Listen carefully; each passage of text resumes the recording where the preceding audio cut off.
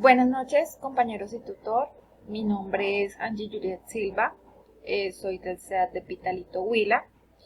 Y en la noche de hoy vamos a hacer la exposición acerca de la fase 3, que son diagnósticos fitopatológicos.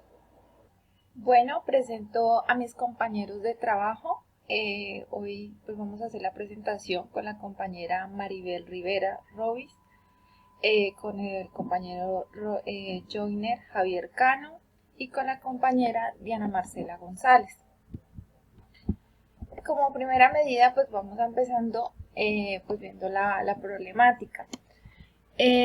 Para empezar, esto fueron la versión que dio una población de nativos acerca de unos árboles que se están viniendo abajo. Cuando nos acercamos, las raíces están podridas, eso fue lo que dijeron ellos. La base de los troncos de los árboles afectados tienen una apariencia extrañísima, como las láminas de un tallo de un plátano, pero más firmes.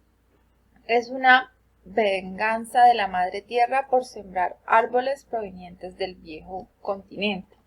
Bueno, estos fueron lo que le dijeron los nativos a los miembros de la mesa forestal, los cuales pues ellos tuvieron como una reunión y fueron alertados por los nativos, y esto pues empezó a mirar la problemática, ya que pues habían 2 hectáreas de árboles de cedro sembrados al norte del municipio de Quibdó.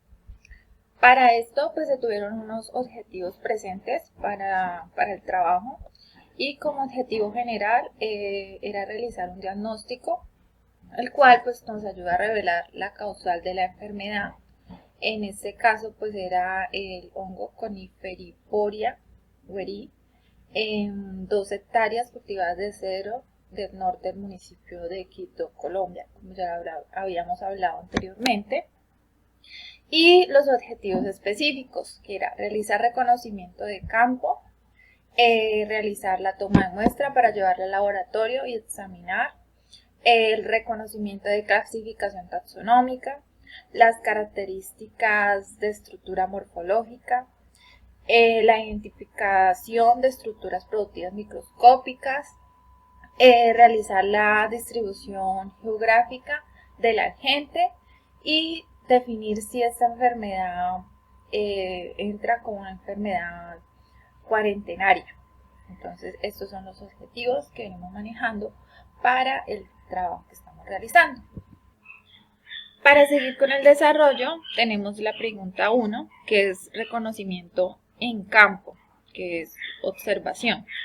Se debe realizar la descripción de síntomas y de signos de manera independiente, haciendo clara diferencia entre estos.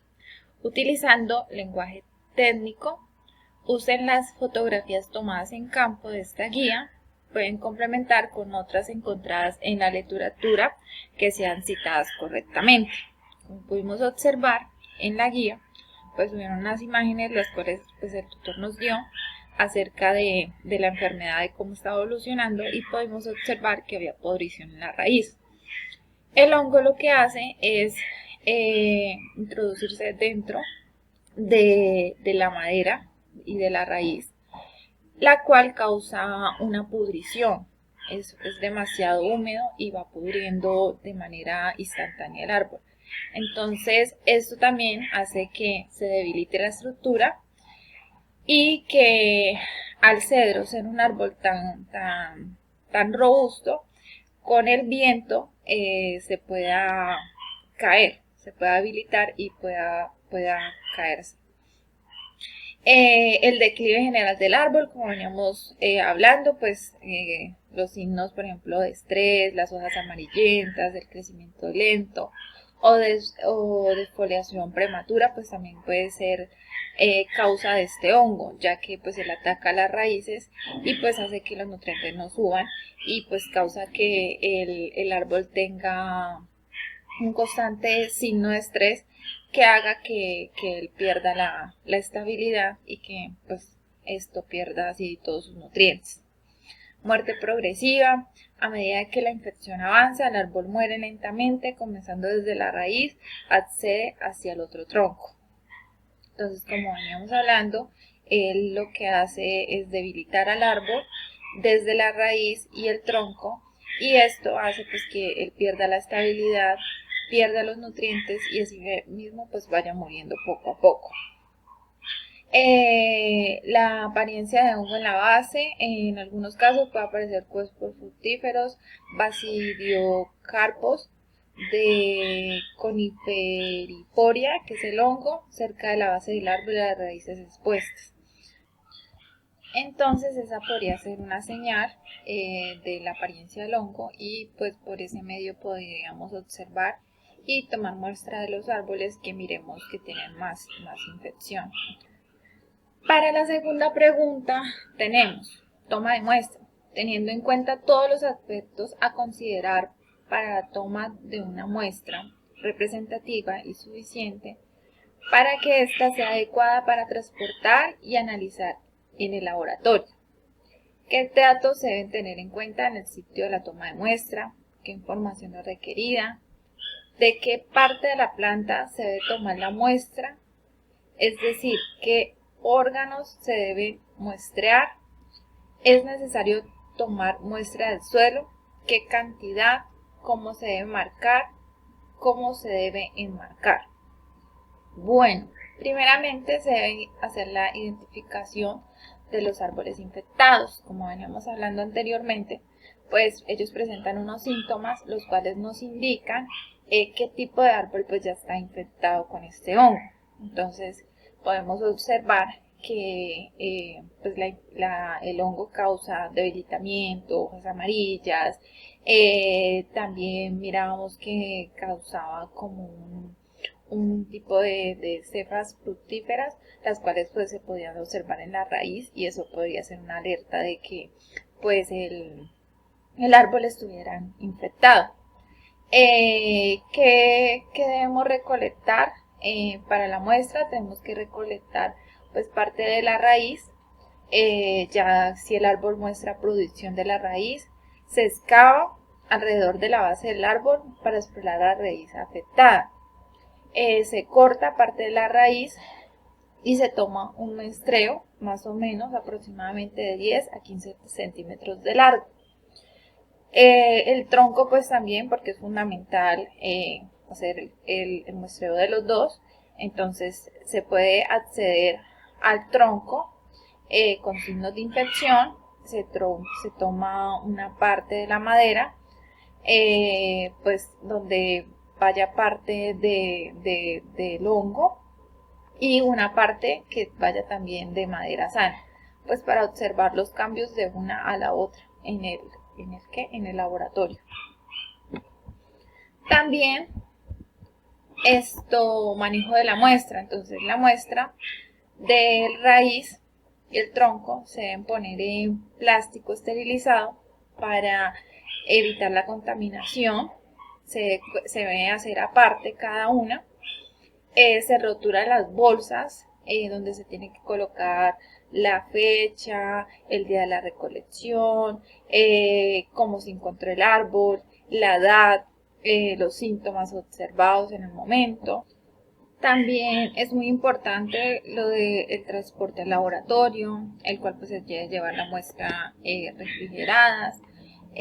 ¿Para qué? Pues para evitar el crecimiento de microorganismos y pues de que la muestra se descomponga más rápido. Registrar los datos, entonces una ficha de campo que incluya pues cuál era el medio donde estaba, porque pues esto varía mucho, ¿no? En sí podemos decir que necesitamos los datos que nos sirven de utilidad para que el análisis sea relevante en el laboratorio. También es muy importante observar en campo cuántos árboles estaban infectados, qué es la cantidad de tiempo en el que se infecta el árbol, ¿Para qué? Para que al llevarlo al laboratorio y hacer el cultivo de hongos, pues tengamos la posibilidad de hacer una observación microscópica, la cual nos diga cuáles son las características de este hongo, para así poder llegar a un análisis más exhaustivo y pues que podamos llegar a un control, el cual pues nos ayude a parar este tipo de problemas, para así parar el contagio de este hongo, el cual pues causa la muerte en el cedro. Buenas, mi nombre es Joyner Javier Cano, soy de Guadalupe y ya continuando con con la capacitación, vamos a pasar al tercer punto, que es los análisis de laboratorio. Entonces, cómo se debe tratar la muestra en el laboratorio, la identificación, desinfección, mencionar las pruebas y los ensayos que se pueden realizar si el agente causal es un hongo, y tener en cuenta las diferentes características de crecimiento del hongo definido en el diagnóstico presuntivo. Entonces, como primera parte vamos a hacer que la recepción de la muestra, que esa primera parte es como hacer ese registro en donde se reciben. Entonces se tiene que escribir eh, qué es lo que se está recibiendo en esa muestra, la información de dónde se recolectó la muestra, los síntomas que se observaron, la fecha, es decir, todo como ese historial de esa muestra, para saber de dónde viene y todo, procedencia y todo. Y ya lo otro es hacer como una inspección visual. Entonces se realiza precisamente para, de manera visual, para verificar si sí se encuentran más o menos ese hongo para poder llevarlo al laboratorio. Es decir, donde se revisan si hay signos de pudrición, de degradación de la madera y si hay algunos cuerpos fructíferos donde se evidencia el hongo.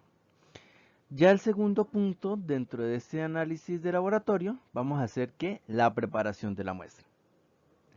Esta preparación de la muestra se hace con una desinfección previa o superficial para evitar que la muestra venga contaminada. Esta desinfección se hace con hipoclorito de sodio al 10%, más o menos con unos minutos, unos pocos minutos, y luego se enjuaga con una agua destilada que sea estéril. También se hacen unos cortes de la muestra en donde precisamente se hacen como esas toma de esas secciones para evidenciar como esa transfiguración de la madera, donde se mira el tejido de la madera sana y el que está afectado, para uno precisamente asegurarse de que el tejido que lleva sí es infectado. Por otro lado, ya en el laboratorio vamos a comenzar a hacer lo que es el cultivo. Lo que estamos viendo ahorita es como algo que es previo. Ya dentro del cultivo, entonces vamos a hacerlo. Este medio de cultivo lo vamos a hacer en un agar de papa destroza, en la cual precisamente se van a introducir en parte como fragmentos de ese hongo para poderlo llevar a unas condiciones adecuadas, una temperatura adecuada de 20-25 grados centígrados, y se espera que más o menos vaya a hacer el seguimiento entre unos 10 y 15 días para ver si ese hongo se está comenzando a reproducir. ¿Qué vamos a observar? Entonces, las observaciones de crecimiento. En este caso, pues estamos trabajando con el hongo Coniferiporia gueiri. Precisamente ese hongo pues suele formar algunas colonias que son un poco de crecimiento lento, de color marrón o amarillentas, y que este crecimiento pues como puede tardar unos días y unas semanas, entonces es para estarle haciendo como ese seguimiento con este, ya que se va a hacer es un cultivo. Por otra parte, ya se lleva a lo que es la microscopia, en donde vamos a utilizar primero que todo los portaobjetos, que es donde se va a hacer el montaje, para verificar las esporas, las estructuras, y esto se hace precisamente sacando parte de ese hongo que se ha cultivado, parte de ese cultivo, fragmentos, y se colocan en estos portaobjetos con una gotica de agua o lactofenol, para que puedan ser luego llevadas al microscopio. Y en el microscopio pues vamos a verificar las características morfológicas, sus esporas, sus hifas y sus bacidos de este hongo Coniferiporia weiri. Pues vamos a más o menos observar que sabemos que este hongo pues presenta unas hifas de paredes gruesas que son setadas y producen esporas que son muy características de este hongo. Luego de hacer este montaje y llevarlo al microscopio, vamos a hacer como ese análisis de estos resultados, donde ya se va a confirmar esta morfología si concuerda de acuerdo a la base de datos, es decir, que se compara las características de la colonia fúngica con las esporas que ellas tienen y todas estas estructuras morfológicas para poder compararlas con alguna parte, con la literatura o con algunos contextos y hacer las comparaciones de acuerdo a lo que ya se ha investigado, investigaciones previas para saber si sí concuerdan o no y hacer su previa identificación. Luego de esto vamos a hacer esa secuenciación y comparación, que era lo que más o menos compartían. Entonces se hace como ese análisis, se lleva a una base de datos, en este caso podría ser la base de datos GameBack, y es para precisamente dentro de esa comparación y dentro del estudio que se hace, todo lo que se logra ver a través del microscopio, si pasamos que lo que se ha recolectado en campo sí concuerda con las características del hongo Coniferiporia weiri. ¿Listo?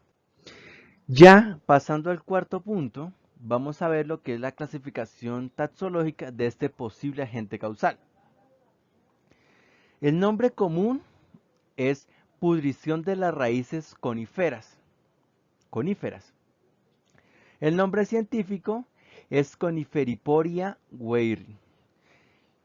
Esta pertenece al reino fungi, es decir, que es un hongo, de la división Basidiomycota, de la clase Aricomicetos, del orden Emminochaetales, de la familia Emminochaetaceae, del género Coniferiporia y es de la especie weiri.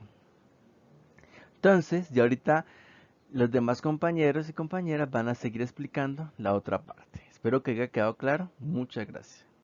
Incluye las estructuras morfológicas macroscópicas del hongo. Tenga en cuenta la especie del hongo, nombre de cada estructura con el término biológico correcto. Como se puede observar en la estructura morfológica del hongo Coniferiporia veris, en esta foto se pueden observar el color, la textura y la forma está compuesta por basidiocarpios. En las partes del patógeno, el parte donde el patógeno se adhiere a la planta. Las linfas son la parte que se ve de color marrón, de textura rugosa, y las bacidosporas esféricas son la principal fuente de reproducción de las mismas, como se puede mirar en la imagen.